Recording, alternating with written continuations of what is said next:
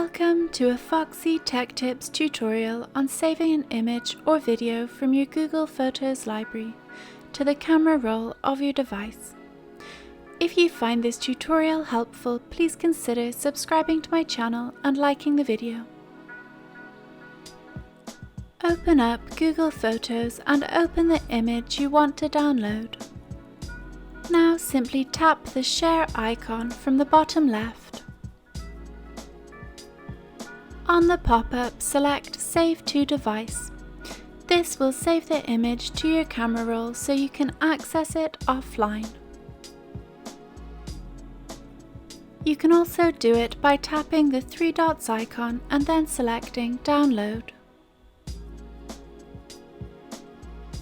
And that draws an end to this tutorial. Please like the video if you found it helpful, and subscribe to Foxy Tech Tips for more Google Photos tips and tricks.